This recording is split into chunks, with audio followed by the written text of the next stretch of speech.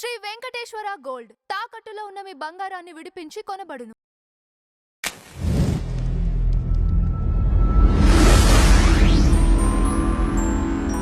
2035 ఇంకొక 15 to ఒక 30 ఇయర్స్లో హిందూ మతం అనేది కనిపించబోదు అని కొన్ని వ్యాఖ్యలు చూస్తున్నాం. అది నేనే అనలిటిక్స్ అనేవి కొన్ని అది నేనే చెప్తాను. మీరు economic adviser council to the prime minister ఒక కౌన్సిల్ ఉంది, ఈఏసి అంటారు, ఈఏసి టు పిఎం అని. వాళ్ళు పోయిన సంవత్సరం దే రిలీజ్డ్ వన్ రిపోర్ట్, ఇది డెమోగ్రాఫిక్ షిఫ్ట్ అని ఒక రిపోర్ట్ పంపించారు. వాళ్ళు ఇచ్చిన ప్రిడిక్షన్స్, వాళ్ళు ఇచ్చిన data analysis, not predictions, data analysis ఏంటంటే హిందువు 1947లో 84.98 ఆరు 85% హిందువులు ఉన్నారు మన స్వాతంత్రం వచ్చినప్పుడు భారతదేశంలో. ఈనాడు 70 అంటే వాళ్ళు ఇచ్చిన డేటా 2021 అనుకుంటా, 71.98 ఏదో చెప్పారు. అది 71, 72 అనుకోండి. 85% నుంచి 72%. అంటే 75 సంవత్సరాల్లో హిందూ జనాభా 12% పడిపోయింది. 12% మీరు ఒక జనాభాలో చూస్తే ఇట్ ఈస్ ఎక్స్ట్రాడినరీ ఫాల్ అండి. అసలు అంత ఫాల్ ఎక్కడ ఉండదు. ఎక్స్ట్రాడినరీ ఫాల్ అదొకటి. ఆ తర్వాత ముస్లిం వీళ్ళది 5-6% పెరిగిందని ఇచ్చారు, క్రైస్తవులు 2% పెరిగిందని ఇచ్చారు. దాన్ని బట్టి ఐ డిడ్ అనదర్ స్టడీ దాని మీద. ఇప్పుడు ఈ 72 అనుకోండి, 71-72% ఈనాడు హిందువులు ఉన్నారు. అయితే మీరు అందులో ఆ హిందువులు మన జనాభా లెక్కల్లో కమ్యూనిస్టులు హిందువులని రాస్తారు, అంబేద్కరైట్లు హిందువులను రాస్తారు, నియో బుద్ధిస్టులు హిందువులను రాస్తారు, నాస్తికుడు హిందువులను రాస్తాడు, నిరీశ్వరుడు హిందువులను రాస్తారు. తర్వాత క్రిప్టో క్రిస్టియన్స్ అంటే ఏంటి, మతం ఇప్పుడు చెప్పాను కదా, ఆంధ్రాలో 1971లో 5% ఉన్న అది జనాభా, క్రైస్తవుల జనాభా ఈరోజు 2% ఉంది. అంటే దాన్ని బట్టి క్రైస్తవులు తగ్గిపోయారా? వాళ్ళంతా ఏంటంటే హిందువులుగా చూపిస్తారు అన్నట్టు.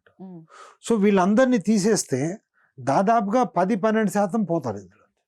మీరు చూడండి, ఎక్కడ చూసినా మీరు లిబరల్స్, అంబేద్కరైట్స్, ఆ తర్వాత న్యూ క్రిస్టియన్స్, తర్వాత వీళ్ళంతా ఉన్నారు కదా, మీరు వాళ్ళందరూ అయితే 10-12% పోతారు. అంటే ఈ 72%లో 10-12 పోతే మిగిలేదు ఎంత?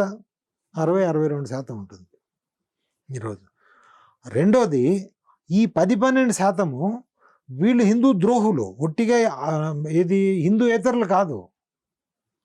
వాళ్ళు ఇంట్లో దొంగ లాంటి వాడు అన్నట్టు, ఇంట్లోని దొంగ ఈశ్వరుడైనా పట్టలేడు అన్నట్టు. వీళ్ళందరూ మన హిందూ ద్రోహులు. వాళ్ళు చేసే 24 గంటలు వాళ్ళు చేసే హిందూ ద్రోహి. మీ ఈనాడు 60% ఉంది కాబట్టి సరే ఏదో కొంత మేనేజ్ చేసి ప్రధానమంత్రి అయ్యారు. జనాభా అనేది మీరు స్టాటిస్టిక్స్లో there are 2 types of progression. ఒకటి అరిథమెటిక్ ప్రోగ్రెషన్, అదే జామెట్రిక్ ప్రోగ్రెషన్. మీకు తెలిసి ఉంటుంది. అంటే ఇది ఎక్స్పోనెన్షియల్గా మన population growth or fall, both they follow the exponential path. So exponential పాత్లో పోతున్నప్పుడు మీది fall will be in next 15 years, it will be far more tremendous then what it is now. ఈనాడు 70%, 72% ఉన్నారు అంటే 75 సంవత్సరాల్లో 12% పడిపోయిందంటే మీకు వచ్చే 25 సంవత్సరాల్లో ఇంకా 12%, 15% పడిపోతుంది. తర్వాత మన విద్యా విధానము రోజు రోజుకి హిందువై పుట్టిన వాడిని నామమాత్ర హిందువుగా తయారు చేస్తున్నాం.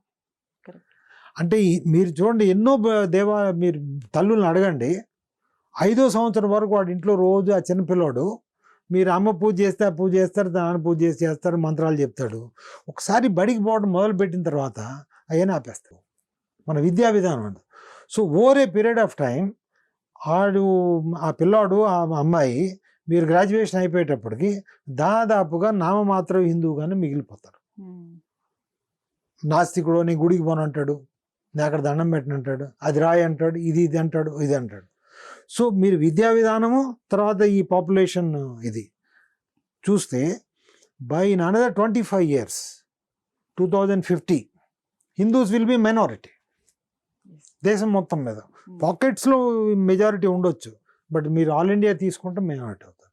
2040 నాటి వరకు ఇంకొక 15 ఏళ్ళేనమ్మా, భారతదేశంలో హిందూ అనేవాడు ప్రధానమంత్రి కావడం కొద్దిగా కష్టం అవుతుంది 2040కి.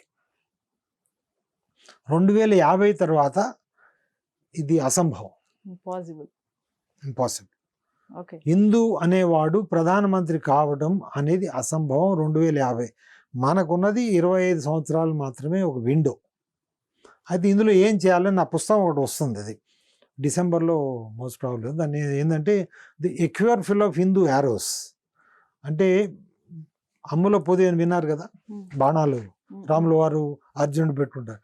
క్యూర్ అంటే అమ్ముల పొది, అందులో ఉన్న బాణాలు అంటే పొది నిండా హిందూ బాణాలు అని దాని పేరు. పొది నిండా ఇందులో బాణాలు. అందులో మొట్టమొదటి ఏంటంటే మనకి ప్రత్యేకమైన హిందువులకి ప్రత్యేకమైన హిందూ దేశం కావాలి. ఎందుకు కావాలి? ప్రపంచం మొత్తం మీద దాదాపుగా ఒక 20 కాదు 15 దేశాల్లో హిందువులు ఉన్నారు. అంటే మైనర్గా, అంటే substantial percentage you can say. నేను ఆ లిస్ట్ కూడా చేశాను, ఆయా దేశాల జనాభా లెక్కలు తీసుకొని. ప్రతి దేశంలోనూ హిందువులు మీరు 1950లో ఎంతమంది ఉన్నారు ఆయా దేశాల్లో, ఈనాడు ఎంత ఉన్నారు, పర్సంటేజ్ పడిపోయింది ప్రతి దేశంలో, ఇంక్లూడింగ్ భూటాన్. అమ్మ, భూటాన్ మన హిందూ దేశం లేకపోతే, మన ఇండియా లేకపోతే భూటాన్ బతకదు. భూటాన్లో 11% హిందువులు తక్కువైపోయారు. అంటే మన స్నేహితుడు మన మిత్రుడు అనే దేశం భూటాన్లో, ఆ తర్వాత శ్రీలంక మన మిత్రుడు అనే దేశంలో, అది బుద్ధి దేశంలో, అక్కడ 7% 8% పడిపోయారు. మీరు ప్రపంచంలో ఎక్కడ చూసినా ఈ విధంగా ఉంది, భారతదేశంలోనే పడిపోయారు. అయితే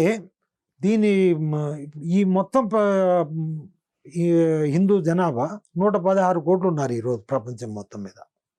సంఖ్య బాగానే ఉంది, ప్రపంచంలోకెల్లా 3వ అతిపెద్ద మతం.